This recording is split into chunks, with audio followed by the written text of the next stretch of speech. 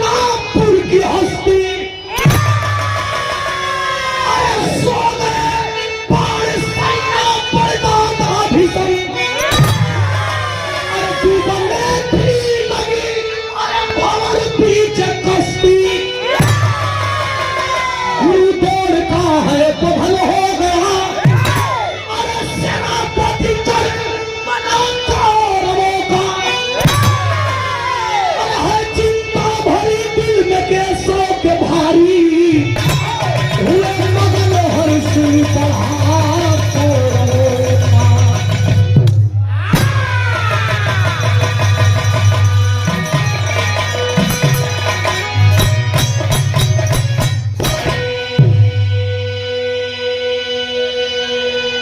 महाभारत की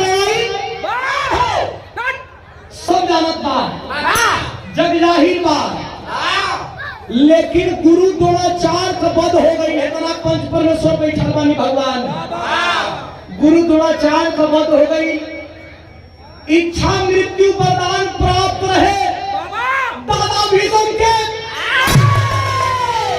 कि हम चाहत तो मुआ, हम ना चाहत तो ना मुआ। ए भैया लेकिन बाढ़ का सैया को खड़ा रहत बाड़न। एक वहां नियम बनल है कि किरण डूबते लड़ाई बंद हो जाए, आ किरण उगते सूर्योदय होते ही धीरे धीरे लड़ाई का तैयारी होते। अच्छा जब गुरु द्रोणाचार्य का वध भई तो कौरव दल निराश हो गई, पांडव दल में खुशी का लहर हो गई।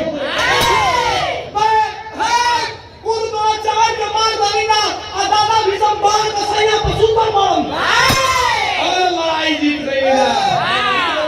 पांचों पांडव घमंड में चूर हो गई। तब तक कौरव दल का सेनापति उहे कर्ण के बना दे। जब कर्ण बन गई तो भगवान श्री कृष्ण के ज्ञान रहल कि कर्ण के पास ऐसा शक्ति बा कि जेकरा ऊपर चलाई ओकर मौत निश्चित बा। आ कर्ण खोजत के रहल अर्जुन के। लड़ाई के नियम के अनुसार 10 मिनट किरण डूबे में बाकी बा। आ 2 दिन से भगवान श्री कृष्ण अर्जुन के लुकाओ बना, और तीसरा दिन कौरव के सामने अर्जुन का रथ खड़ा हो गई। जब खड़ा हो गई तो एकदम जैसे घायल शेर अपने शिकार के खोजेला, वही तरह अर्जुन के देखलस तो भगवान श्री कृष्ण कहा कि अर्जुन लुकाई है 10 मिनट के बाद बा, 10 मिनट में किरण डूब जाई, बच जाइबे। अर्जुन कहता कि हे भगवान हे कैसा हो, अरे बड़े बड़े वीर को मार दिए, कर्ण से लुकाने की बात करते हैं। कायरो वाली बात करो, कायरो वाली बात ना 10 मिनट में मार दी बात।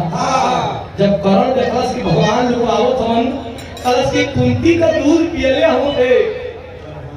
अपने माई का दूध पियले हो कि नहीं। गुस्सा में लाल भाई अर्जुन की कहीं का करी गाड़ी की बात करो, कलश के एकदम कतनो गाड़ी देहिए ली लुकाई देहे न ली बाहर निकल गए तो मार देबे। लेकिन कर्ण उस्कावता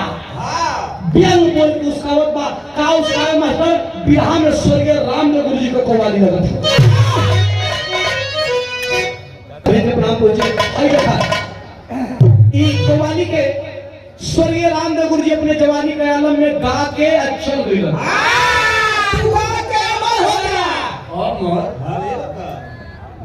माने हड्डी मान छोड़ दिया झूलल करिए जे अमर मत करो गंगा के मिजाज बना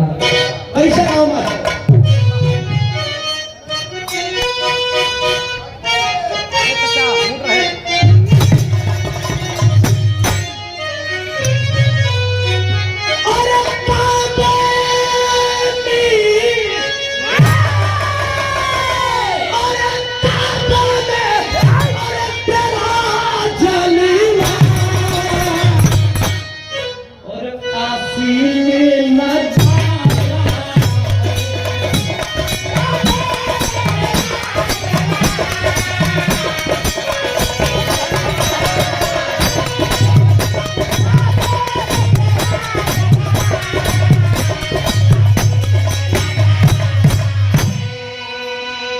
लेकिन अर्जुन को लुकाई वाला किरणों डूबे वाला बाप करो सोचस किया जो ना मराएगा।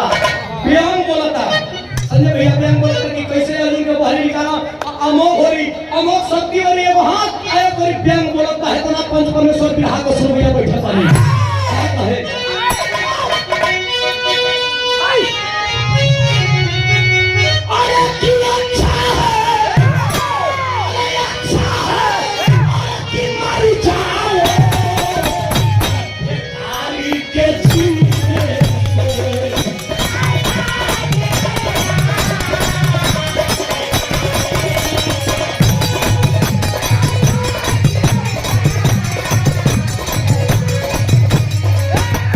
अरे अच्छा है कि मर जाओ भिखारी के जीने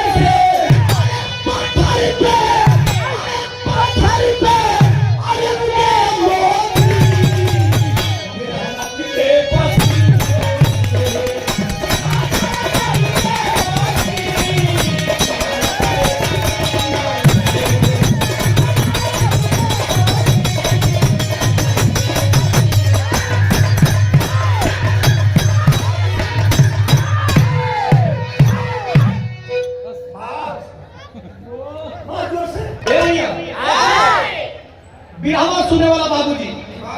कलश की लगत है कि मौगा हिजड़ा के संगे लेके चलेला काहे प्रभु इतना बतियोते अतिले किरिन डूब गई आ जब किरिन डूब गई तो किरिन में संग खराब हो गए किरिन डूबते लड़ाई बंद करो शिविर में पांचों पांडव बैठल हो भगवान श्री कृष्ण का मुख पे चिंता युधिष्ठिर महाराज देखा कहा कि इतना तो चिंता जब दुराचार के मारे के रहे तभी ना रहे कहाँ बात बा आपका लड़ाई अंतिम पड़ाव बा कल ना ना ना ना अरे आज तक ऐसा हूँ तो हर भाई अर्जुन को बचाए मिली है लेकिन काल का गारंटी नहीं खेती बचा पाई मंच पहला कौन काल का गारंटी नहीं खेती हम बचा पाई युधिष्ठिर को महाराज कौन माई का लाल पैदा हो गई हो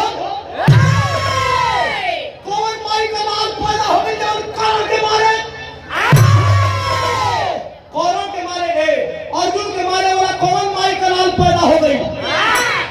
माई का लाल पैदा नहीं खेई भाई लोग खेदो तब पीछे पीछे अंजान बचाओ तनी कौन पैदा हो गई बा हां कौन हो हां ये मुंह रखले बा आ चलाई नो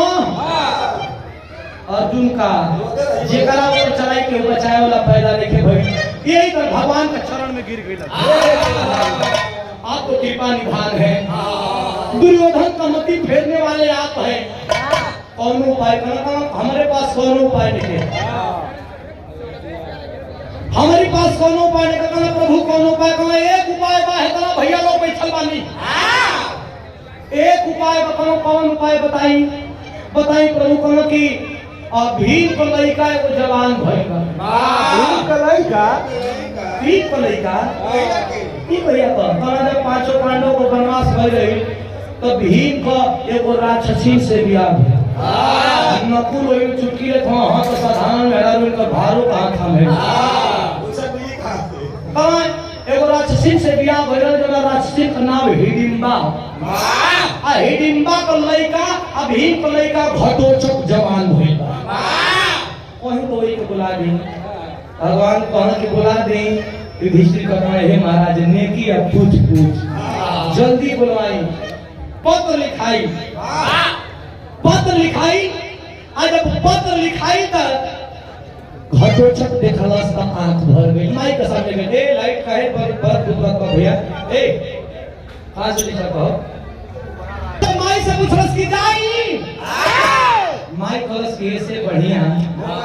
मौका नहीं करे बेटा तो के अपन औलाद तो सबसे कम स्वीकार करियो लोगन आई तो युधिष्ठिर महाराज कहता ना कि हई देख तोर बाबू हम भीम भीम को तो हमरे लइका बा हई देख अर्जुन हम तोर चाचा हई तोर काका हो लकू हई तोर लौरी माई है मतलब द्रौपदी हई कुल मिला कर सबसे मिलना चाहते हैं अरे हम मिलन चाहता नहीं ना तरफ कर ले हमारे भाई कौन जवान भैया जमा करना हुआ अभिमन्यु ऐसे मिलन चाहते हां तुम देखता हूं वही प्रोग्राम होता है तो वही तरह के लोग अंग बा इन लोगों का सम्मान बा हमारे दिल में बहुत बहुत धन्यवाद का प्रणाम बा। ए भैया बहुत अच्छा परस के हम अभिमन्यु से मिलना चाहते हैं हेतवा भैया लोग सुन भैया बैठल बना सबका रोला नीचे हो गई। अभिमन्यु एक दिन पहले जंगे मैदान में मारल गई अर्जुन कहता कि अभिमन्यु से मिलवा आओ मिलाओ तनी का कहा मास्टर बिरहा में तनी रंग रूप तरज लगत बा ए रवीना अरे आजकल है तरज को कोनो जोर नहीं है कौन है मास्टर तरज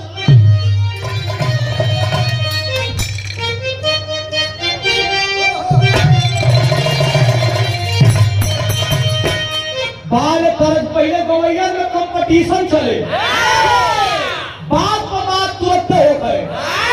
पहले स्वर्गीय रामदेव गुरु जी गावे तरज के कैसे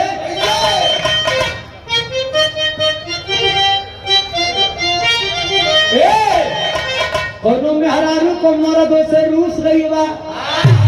मेहरारू पीछे पीछे भागे आगे आगे भागे आके बैठ गए मेहरारू अपने सखी से कह दिया था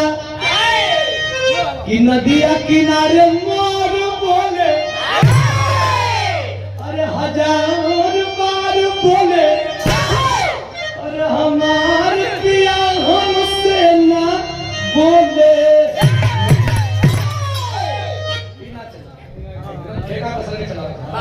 लेकिन अब स्वर्गीय रामदेव गुरु जी का पारी खत्म होते तो पुल्लू गुरु जी पतर के शरीर लेके धोती पहन के बुढ़ौती का शरीर करियाई पहान धके खड़ा होकर धीरे से कहते हैं किसान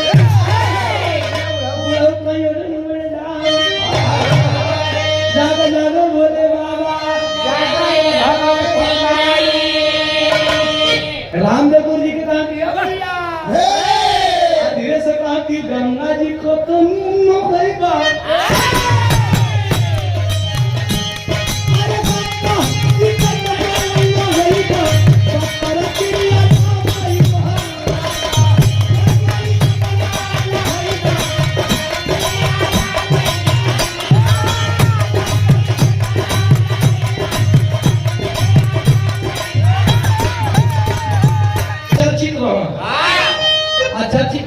इनका नाम है दुर्जन गुरु धीरे ही धीरे रहा काकी ने बुलाया नारन न सब बाकी अरे ने बुलाया नारन न सब बाकी कलम बदमाशी में फंसी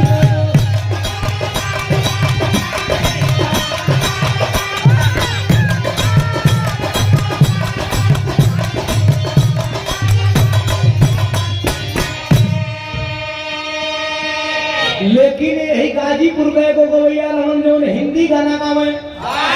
स्वर्गीय शिवमूर्त गुरु जी वो कैसे गावे कि हम तोरा डिंपल कपारी अरे हम तोरा डिंपल कपारी रजे से खन्ना खोलो के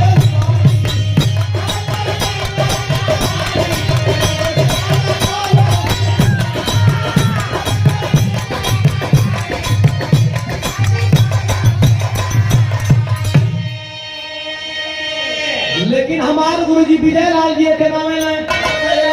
कि भाई ससुर हर जाई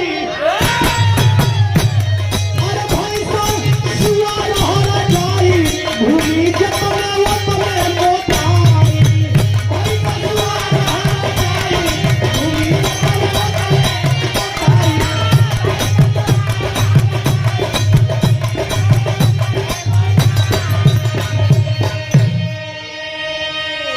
बताओ बड़ा भटोचा के कि अभिमन्यु के खोजा था अभिमन्यु कहां बतावे का अरे धोखावा से मरले मुदैया अरे धोखावा से मरले मुदैया अभिमन्यु भैया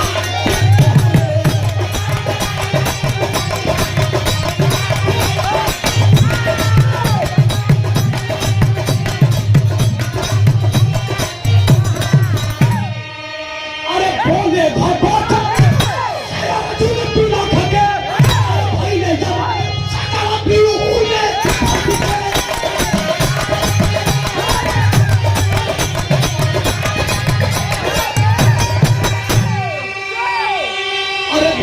मरले मुदैया मुदैया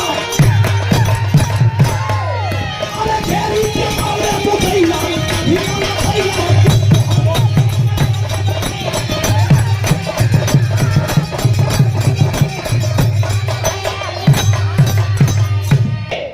अर्जुन ने घटोत्कच के कहला कि तोहर भाई अभिमन्यु अभी कुछ दिन पहले चक्रव्यूह में मारा चक्रव्यूह में मारा को हमारे बाबूजी का लोग कहला कि 10,000 हाथी का बल बा और राउर अपना के कहला कि हमसे बड़ा धनुधर दुनिया में कोई नहीं है 10,000 हाथी का बल रहते हमारे बाबूजी के आपसे बड़ा धनुधर हमारे भाई मार गई अभी आज नहीं खेला तो लोग बहुत तरह की मरा गई एक दिन पहले बोले था 1 घंटा में महाभारत ना खत्म कर दी तो 45 में फर्क हो जाए आंख में आंसू लेके अब 5 पांडवों का तरफ इशारा कर दी कहत बता मास्टर बिहार कौन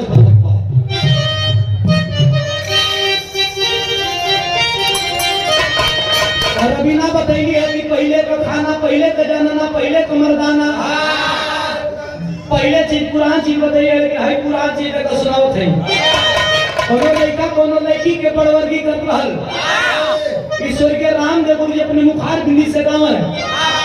हम की तो नैना कतार अरे तो नैना कतार अरे गड़ी गड़ी जाला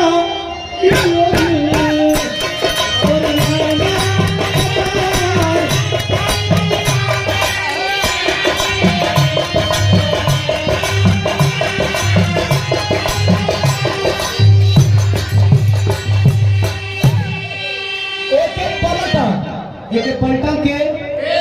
स्वर्गीय हीरा गुरु जी कि बुढ़ावा बेईमान अरे बुढ़ावा बेईमान मांगे करैली कचेरा बुढ़ावा बेईमान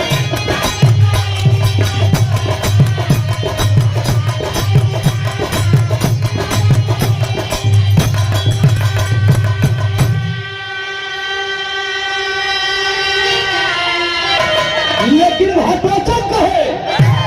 कि कहलस कि बोला बाका जुधार अरे बोला बाका जुधार अरे काहे हमके बोले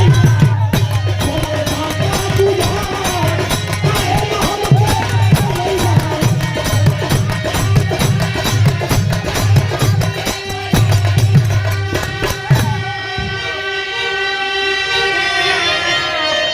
देखा मत भरण कैसे होला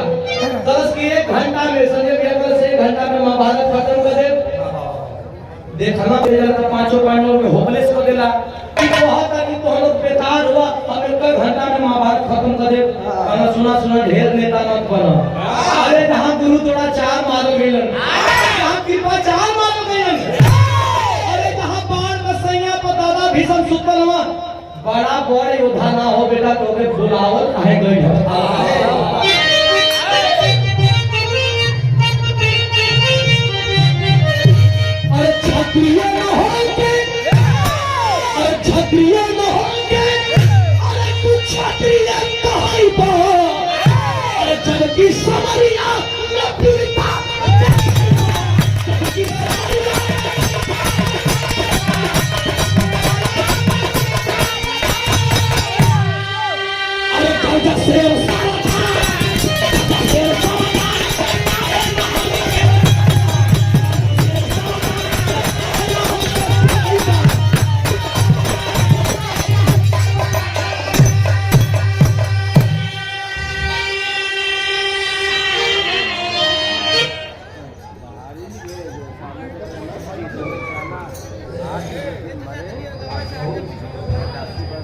लेकिन अपना शरीर मेंटेन रखे तनी भगवान साहब के नाम पे ताली बजा दे सके हम लोग से नहीं मैं जाऊंगा क्या बात है बहुत बहुत प्रणाम सब भाई प्रणाम को मैं वहां बैठूंगा 1 मिनट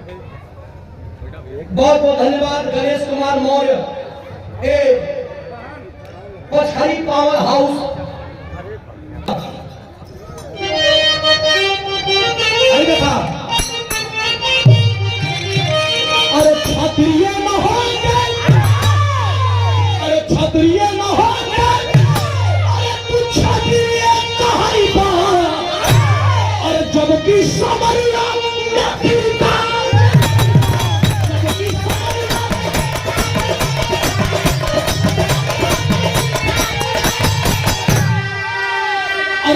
राजा शेर सरदार, राजा शेर सरदार।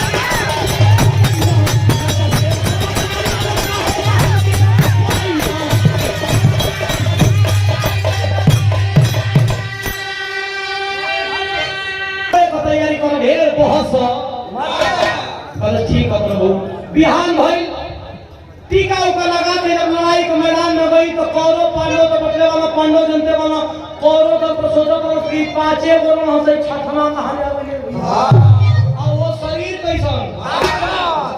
दुर्योधन जन भाई से ताकत भैया अब जिहाद जा 50 लोग के हाथ में लेके लोग के लागे दुर्योधन तो कलश की लड़ाई बात में पहले निपट जाई हो अरे बाप रे बाप अगर रखलस पैर होई रणभूमि में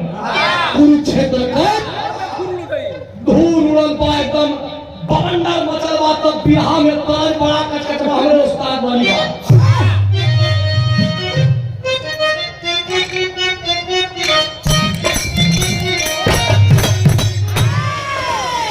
हमरे गुरुजी विजयलाल गुरुजी कहले रहलन अरे गोरिया दिन भर कई के कटियो गोरिया दिन भर कई के कटियो कई के सहिया ऐसी नवतिया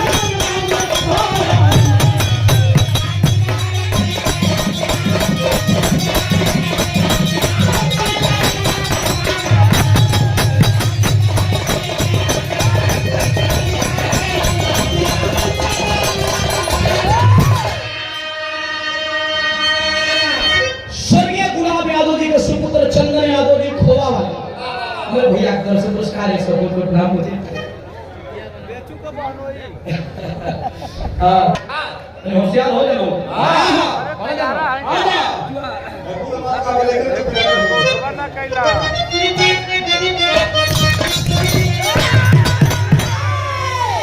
जब से गर्दन लगा है गवाना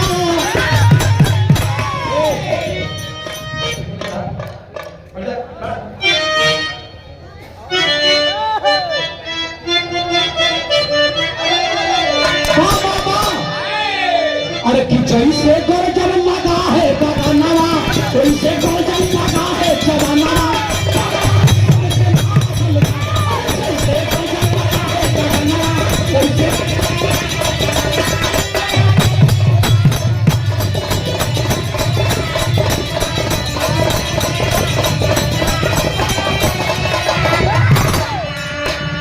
अरे पाँव से रंगे हाथ से मसले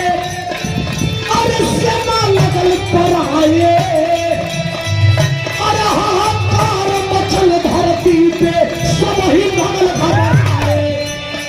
दुर्योधन का सोचता तो कैसे होई ये कल्पना पहले बातें आलम लगा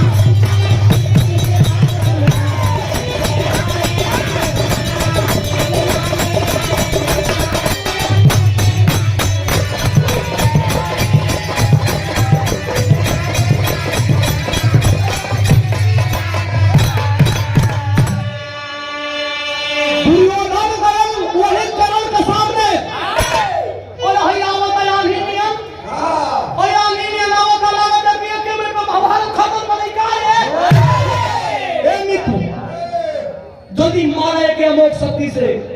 परम कलश के कोनो आयो बोला खातिर करे बनी अमोक शक्ति का अरे तो भाई अर्जुन खातिर अरे अर्जुन के मरबा कि हमन के जिए देई तो अर्जुन के मरबा चलो भक्ति का रूप बना के मस्तक देवी भाव आ 81 क्षेत्र पंचायत सदस्य के आपके द्वारा संदान 100 रुपया कोट प्रणाम सभेद प्रणाम और देखो पहले का मास्टर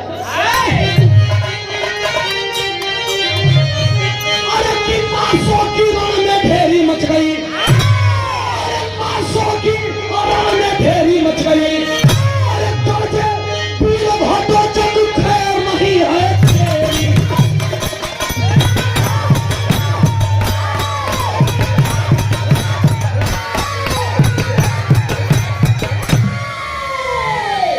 लाशों की रण में ढेरी मच गई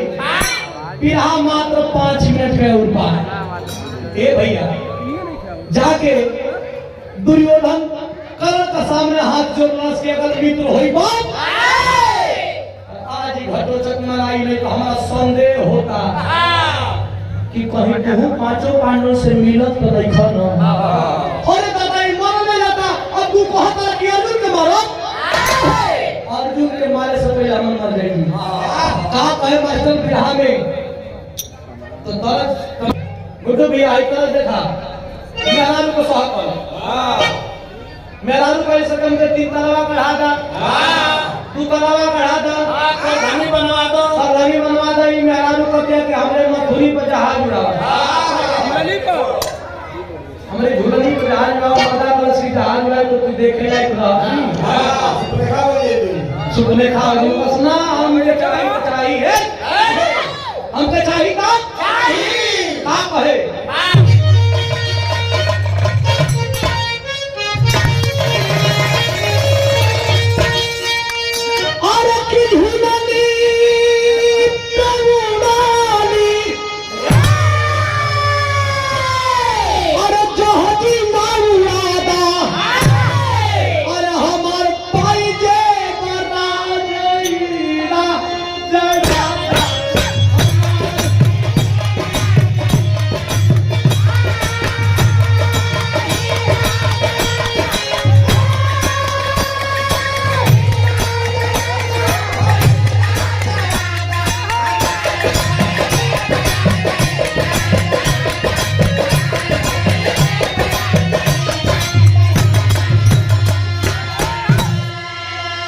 लेकिन दुर्योधन कहे करण से कि हे साथी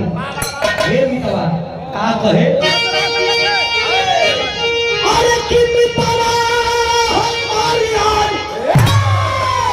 अरे कि मितवा हमारी याद अरे मितैया निभावा अरे खराब मुदाई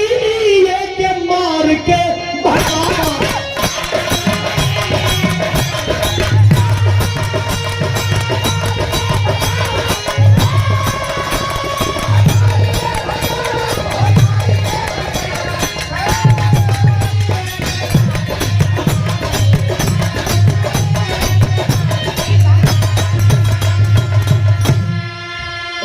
नहीं तो हमनी के तेरी बुआई और के करे खातिर बोला काया मारना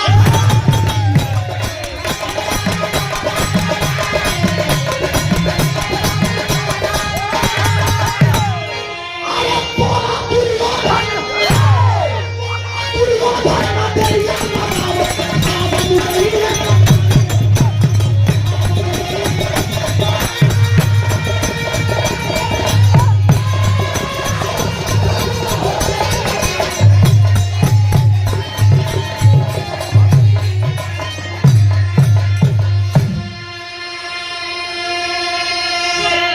समाजवादी पार्टी के दिवस हो गए क्या करे मित्र की नहीं करता हूँ तो मित्र वांछा लगा रहा है दुर्योधन के लिए जीवन भर दिया और दुर्योधन वांछा लगा रहा है कि कहीं तुम पांचों पांडवों से मिले तो नहीं हो और बाण को चलाता हूँ घटोचक पे तो घटोचक तो मर जाएगा लेकिन लड़ाई की दिशा और दशा यहाँ से तय हो जाएगी लेकिन विवश होकर के अपने मित्र के लिए वो अमोघ शक्ति समझवादी अमोघ शक्ति निकालता है अमोघ शक्ति निकाल के कैलाश का भैया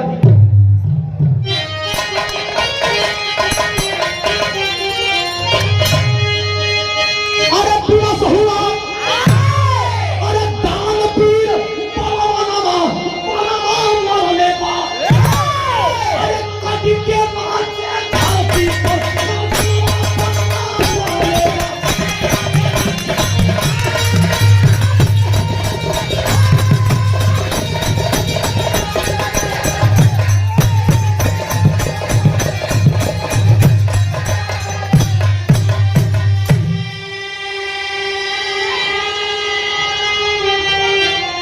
दुष्ट दुर्योधन मगन हुआ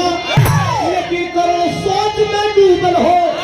कि करे बल पे बड़ लड़ाई अंतिम आसमा बूझल हो दुर्योधन सोच में डूबल बा कि अब तो कर्ण सोच में डूबल बा कि अब तो लड़ाई का दिशा और दशा अरे हो गई। लेकिन दुर्योधन छौका था कि मार दलिया लेकिन गर्दन कट के भूमि में गिरल बा तो भीम को का स्थिति बा। अरे भीम सैनिक अरे मूर्छित भइले पनमा मारले अरे कटी के नाचे धरती पर पनमा मारले।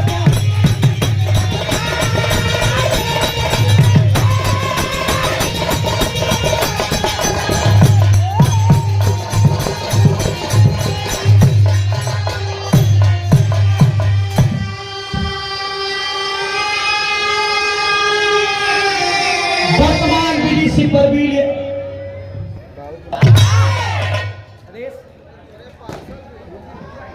पार्षद भी हो खैर आप तो खूब कार के हैं। हमारे राम सिंह भैया पूर्वी के सम्राट रहे। विजयलाल यादव का मेन। अरे भैया पूर्वी का सम्राट का है। व्यंजन के विषय में पूछेगा तो उन्हें पूछा।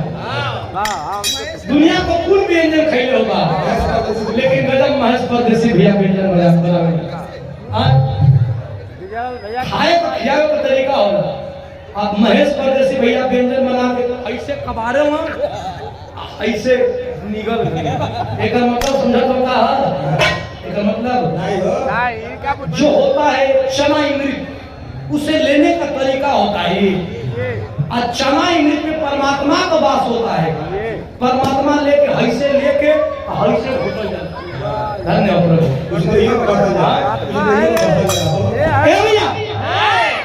के नाचे धरती पर कदमा बनवा तो घटोचक मर गई। अच्छा घटोचक मर गई तो लड़ाई कौन जान गई कि अब लड़ाई है जैसे धीरे धीरे कोनो चीज का सुगंध आवे लगे। दूसर का दिन लड़ाई के मैदान में भगवान श्री कृष्ण को सुना और तू जितना विद्या सीखले हो गए पाल जितना जोर होई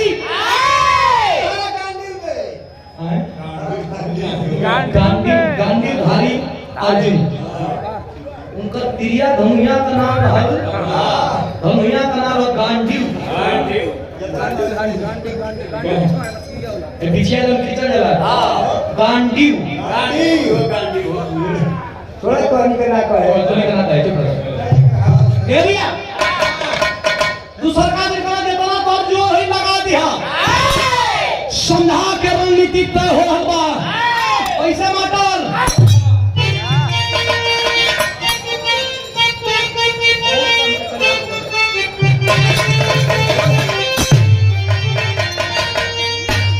2 मिनट विशेष ध्यान चाहब भगवान का बहुत आनंद। अरे तभी राजन पधारे कृष्ण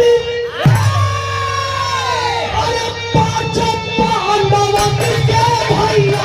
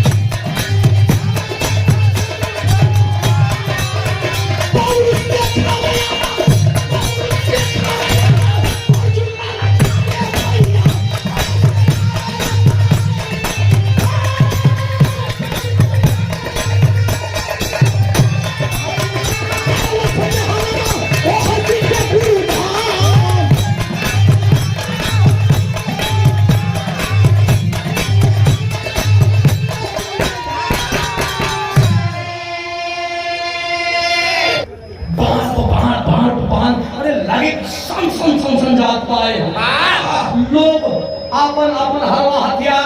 चलावत बा, लेकिन ध्यान बा कर्ण और अर्जुन के संग्राम पर। ऊंट कवने करवट पलटी जब कर्ण ले भैया कर्ण का रथ का तरफ तीर मारे रवीना। जब अर्जुन कर्ण का रथ का तरफ तीर मारा तो कर्ण का रथ 100 हाथ पीछे जाए। अर्जुन मने मन खुश होता। आई अर्जुन का ओरी जब कर्ण तीर मारे तो कर्ण का रथ 3 हाथ पीछे जाए। लेकिन बैठले बैठल भगवान श्री कृष्ण कर्ण के कहा जियो, अरे जियो वीर जियो। अर्जुन सोचत हन कि भगवान हमारे को बैठल हमन ललकारत हमन कर्ण के, जबकि हम मारा थे तो 100 हाथ पीछे जाता और वो मारा था तो 3 हाथ पीछे आता। फिर मारस अर्जुन गुस्सा के तीर 100 हाथ कर्ण का रथ पीछे गई। भगवान चुप मानो कुछ नहीं बोलो।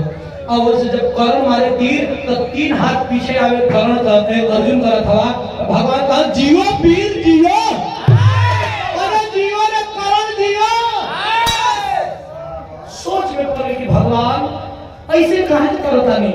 जबकि हम 100 हाथ पीछे मारता नहीं, दुश्मन हमार 3 हाथ पीछे कइले बा तो बोलवा करत रे दुश्मन के।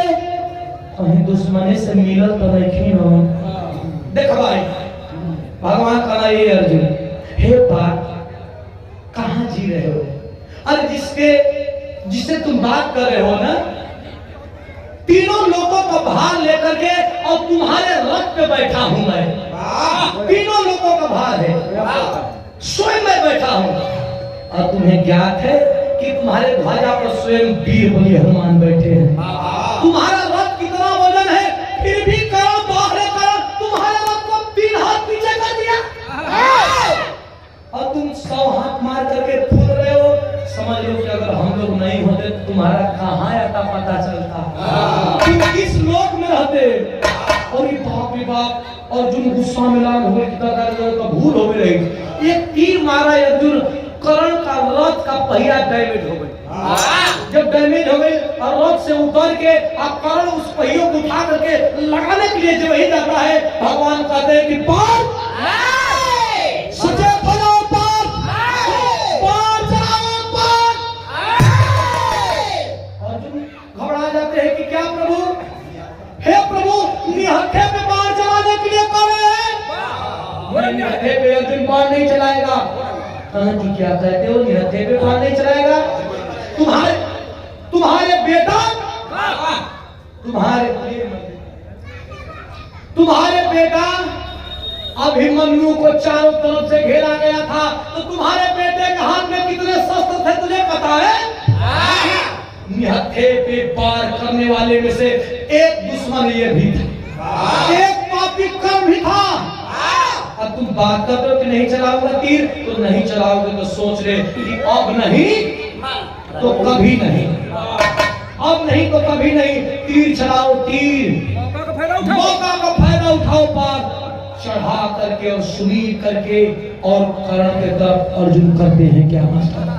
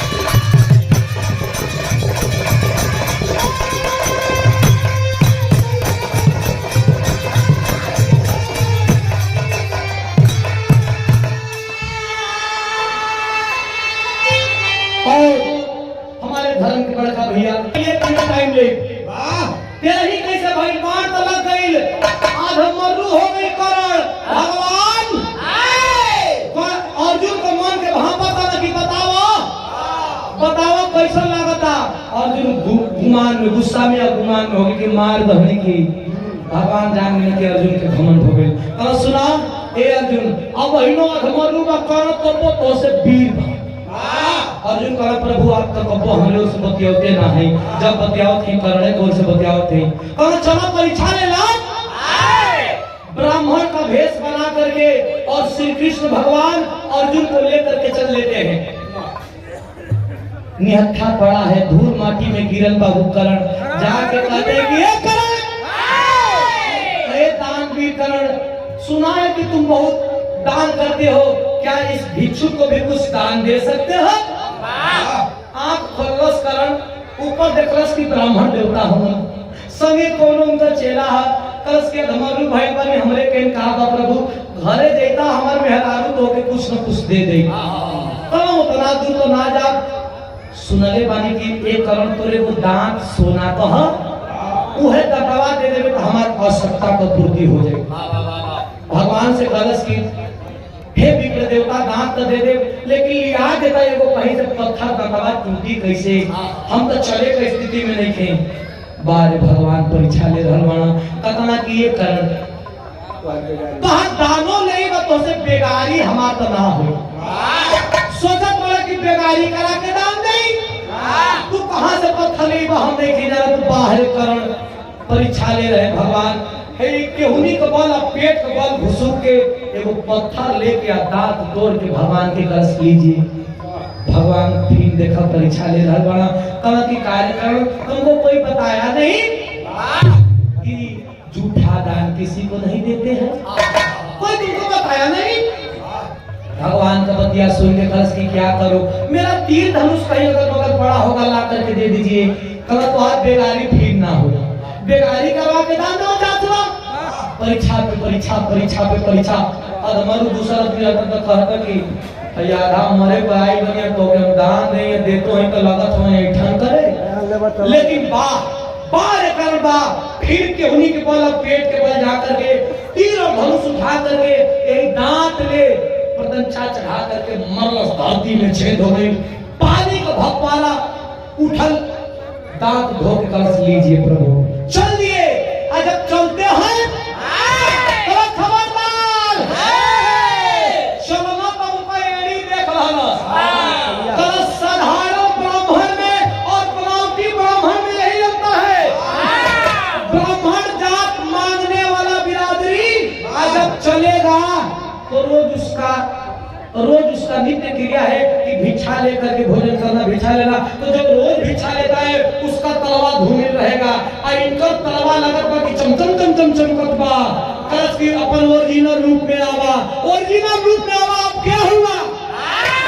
भगवान जब ओरिजिनल रूप में आई ना भगवान कहा कि मांग ले कर मैं तुम्हारी भक्ति से प्रसन्न हूँ कहा हमें मांगे के कथी है महाराज हे प्रभु मरत समय के ऊपर हुआ जवान बनाएगा माया छेक लेला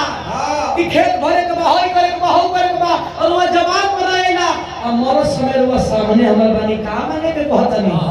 आज जब देहले चाहता नहीं तो हमें वो कुमार माई का लड़का हई जब हमार मरत हमार शरीर ऐसा जगह पर जलैया जहां कोनो घटना दुर्घटना कब लाश उस फूकल जलाव न होके कब दफनाव न होके इतने कह के कर्म मर गया भगवान भी आशीर्वाद दे देते हैं ठीक है लेकिन मरला के बाद भगवान कर्ण का लसिया के लेके पूरे विश्व में लगना घूमत कहीं कुमार जगह है देखे संजय भैया अब तो बड़ा फेरा में बोला कि वरदानों दे दे बनी पूरा ना होई तारे भाई लेकिन घूमत गुजरात का ताप्ती नदी के किनारे यहाँ खाली सुई का नोक भर जमीन का कुआं पवित्र